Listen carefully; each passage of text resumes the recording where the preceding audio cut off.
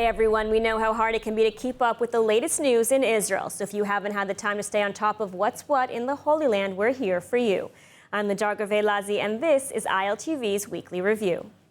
And today marks 600 days since Hamas terrorists launched an unprecedented and grotesque attack in southern Israel that sparked a major war that is still ongoing, holding more than 58 hostages still and causing immense suffering to their own people since October 7th. The IDF is moving forward with their Operation Gideon Swords in Gaza, even as U.S. envoy Steve Witkoff is pressing urgently for a hostage ceasefire deal. More from ILTV's Steve Leibowitz. 600 days after the invasion and massacre, terror groups in Gaza are still holding 58 of the 251 abducted by Hamas-led terrorists. They include at least 35 confirmed dead and 20 who are believed to be alive. In recent weeks, the IDF has launched Operation Gideon's Chariots after a mediated ceasefire between Israel and Hamas ended in early March. Unless a new deal is reached by U.S. envoy Steve Witkoff in the coming days, the IDF will continue pushing forward with a plan to capture some 75% of Gaza while pushing the civilian population into designated safe zones. Israelis are gathering nationwide to mark the 600 days of warfare with an emphasis on the need to return the remaining hostages. Israelis at different locations formed the yellow hostage symbol. They gathered in the shallow water of the sea near the U.S. Embassy in Tel Aviv with the numbers 58 and 600 and Save Them Now spelled out in the sand. Israel remembers that it was the Hamas attack that started the war. They also know that Hamas attempts to end the war and remain in power, and Israel's insistence on an end to Hamas rule are the main obstacles to a ceasefire deal. They also know that Hamas attempts to end the war and remain in power, and Israel's insistence on an end to Hamas rule are the main impediments to a ceasefire deal. The IDF is geared up for a major offensive with the entire standing army in Gaza and many reserve units on the way. 600 days of war and no clear end in sight. As we reach the grim milestone of 600 days since October 7th, war still rages in Gaza, and Israeli society remains divided on critical issues that are at the forefront of this war. Joining us now to discuss is Israeli journalist Ben-Dror Yamini. Thanks so much for being here today. So, like many of us, we've been covering this war for 600 days. You, of course, as well. Tell me how you reflect on a day like this, especially as a journalist. What have you learned covering this? Okay, let me tell you something. We are speaking about two fronts, not one front. I mean, we are speaking a lot about the military front, which is vis-a-vis Hamas. And yes, Hamas is slowly, some people will say too slowly, they are defeated.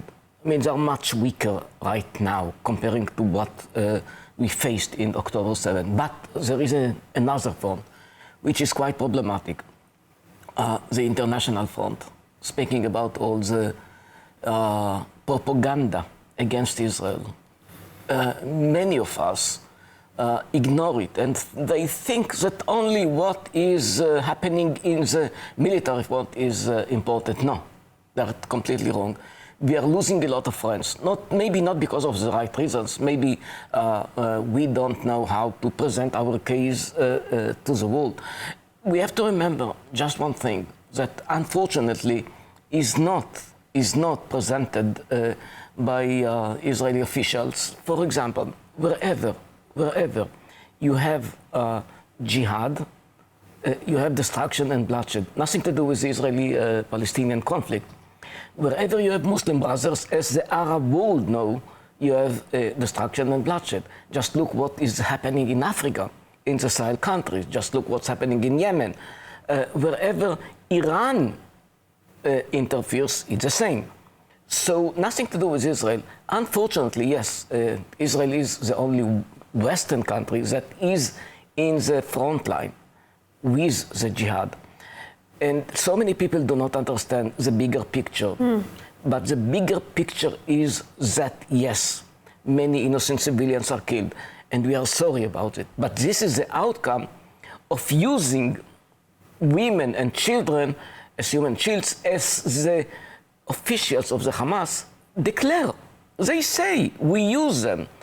And unfortunately, so many people in the world do not understand the real battle. And when they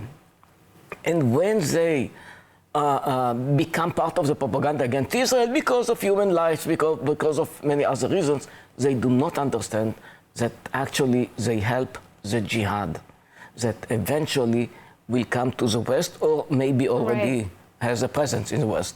Right, so the issue inside and also outside. But let's talk inside. Over the last 600 days, there's been immense divide in the Israeli society about what to do with the hostages, how and why this war should continue. Talk to me about how you can explain this divide to our viewers watching right now who might not be in Israel. Look, what people do not understand many times, Israel is a democracy, and as a democracy there are many views, and all the views are expressed. It's not that somebody is actually oppressing somebody from saying something. No, it's not the case. The case is that many of us are quite sorry about the situation with the hostages. I mean, it's too long. Most of them were released, as we know, but many of them were killed because of the continuation of the war. So the problem must be solved.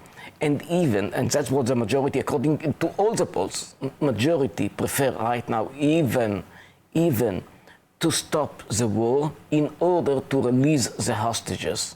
Because this is something which is highly important. Human lives, it's something which is highly important for us Israelis.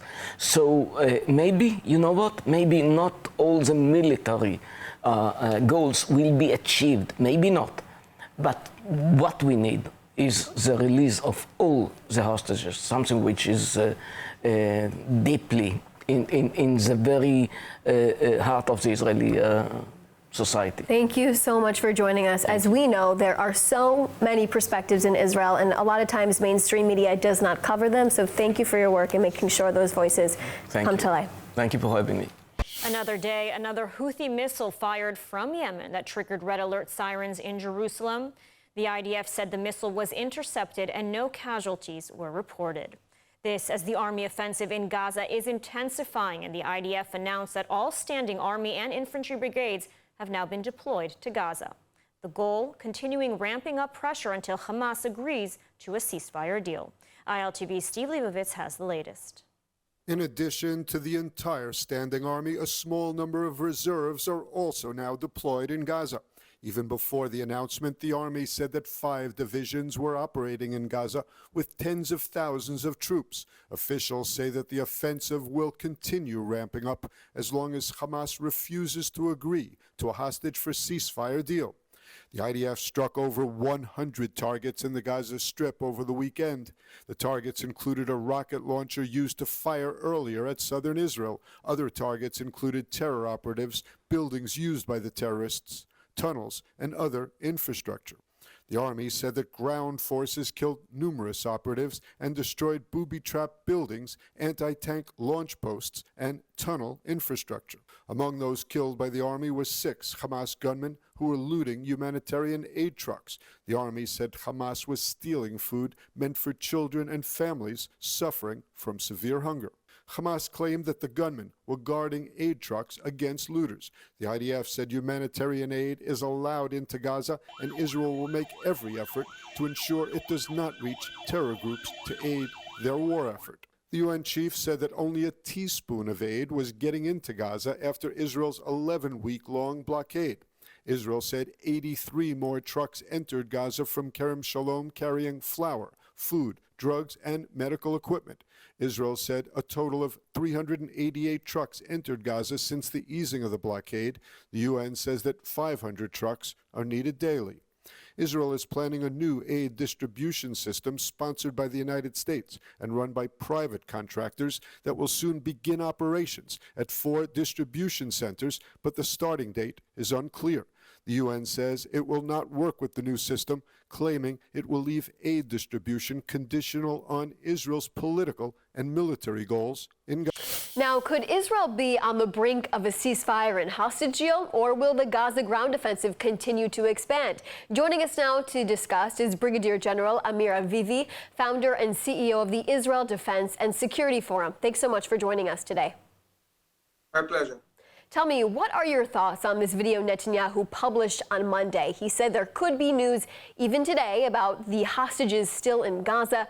Meanwhile, the families of some hostages say they're frustrated. It could be another dead end. What are your thoughts on that?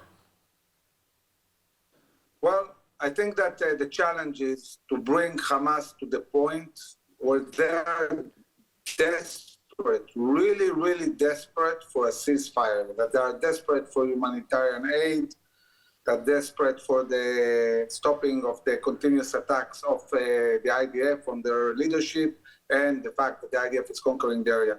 So it's really about enhancing three main efforts that currently the IDF and the Shin Bet are doing.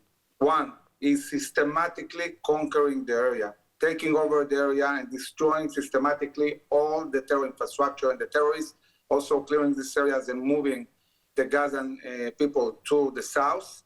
The second thing is the toppling of the leadership of Hamas, which is done continuously. They are left with very few people that have experience, and this is ongoing. And last but not least is detaching Hamas from its own society by moving them to the designated humanitarian zones controlled by the IDF. And as we are moving forward with these three efforts, the pressure on Hamas will enhance, and I believe that at a certain point they will be desperate enough to be willing to have a ceasefire that is not an end to the war, that is confined in time, and be willing to release hostages to get this ceasefire because they will need it desperately, just as they needed it at the beginning of the war when we maneuvered very strongly in Gaza, and even for 2 weeks of ceasefire, they were willing to release many hostages. Right. So if a temporary ceasefire and a hostage deal is actually made, what will happen to this ground offensive? Officials said this week they're hoping within the next 2 months to capture 75% of Gaza. And right now, there are thousands of troops already deployed inside of the Gaza Strip. How do you suddenly halt an operation this large and big? So why is it 75% and not 100%? Not because technically, operationally, the IDF cannot do it. They can do 100%. We're talking about the 75% where we estimate there are no hostages. So basically, the idea is to break this operation into 2 stages. The first one is conquering systematically all the 75%, completely destroying the terror infrastructure, leveling it down, controlling 100%, the whole 75%, and then really closing on the areas where there will be remaining hostages. And this will put huge pressure on Hamas. They will be in a state where they lost basically almost everything. The whole area will be controlled. And also at that time, in the 75%, we'll have also hopefully 100% of the Gazans that are not Hamas in these areas, in the humanitarian zones. And this creates a completely different reality, might, by the way, even bring a collapse to Hamas even before. So I think that the plans are the right plans. They are balancing between the need to reach the goal of eradicating Hamas as a governmental and military entity, the goal of bringing back all the hostages, and the goal of creating a reality that never again there will be a terror army in the Gaza Strip. And we need to be able to reach all goals. They are challenging. We might prefer a certain goal at a certain point and another one at another point, but we have to push all the time constantly to reach all goals of war.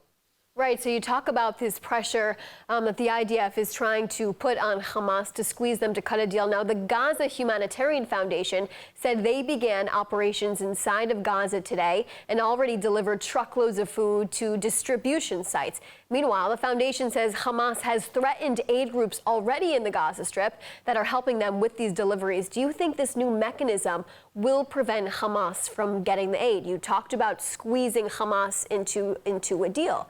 But could this potentially do the opposite? So I think that already Hamas is under a lot of pressure when they see heads of clans going into Israeli-controlled areas and getting the food from Israel, not from Hamas.